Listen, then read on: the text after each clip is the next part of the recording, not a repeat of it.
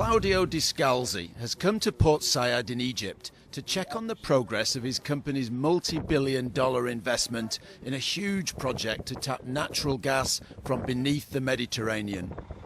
If all goes to plan, this dusty construction site will soon be transformed into a gas processing plant serving the giant Zohr field under development by Eni of Italy.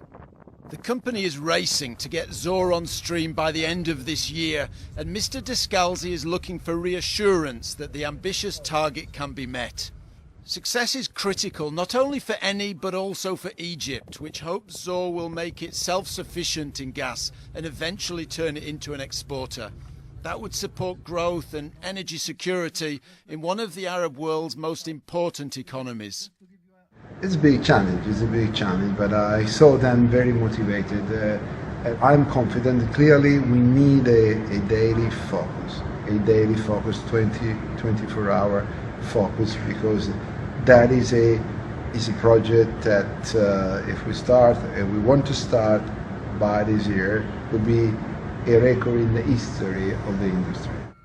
Subsea pipelines are being laid to bring gas ashore from Zohr, which lies beneath 1,500 metres of water close to maritime borders with Israel and Cyprus. Both those countries are also hunting for offshore resources in what has become one of the hottest areas of exploration in the global oil and gas industry. Eni still has its drilling vessel, the Saipem 10,000, in place above the Zohr field in search of further gas. This drilling ship has already made the biggest gas discovery ever found in the Mediterranean. Now they're back looking for more. They're drilling a deeper well underneath the existing field, and they'll soon know whether there's another reservoir of gas down there to meet the growing and voracious appetite for gas of Egypt to the south.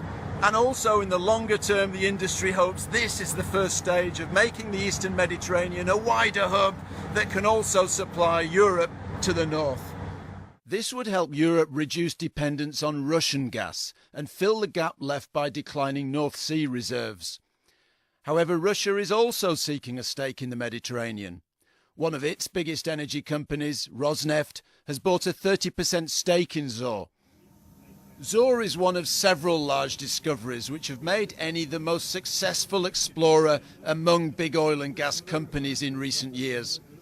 Some rivals have been shying away from the high risks and expense of offshore exploration in favour of US shale resources or buying in assets from smaller companies. These ships heading into the Suez Canal highlight the potential for gas from the Eastern Mediterranean to also serve the growing markets of Asia to the east. But in the short term, the main use will be here in Egypt, where gas accounts for about 70% of the country's electricity generation. Eni's success is attracting other companies to Egypt. Many were in attendance at an oil and gas conference in Cairo this month, including BP, which has bought a 10% stake in Zohr and is investing $12 billion in another big gas development in the West Nile Delta.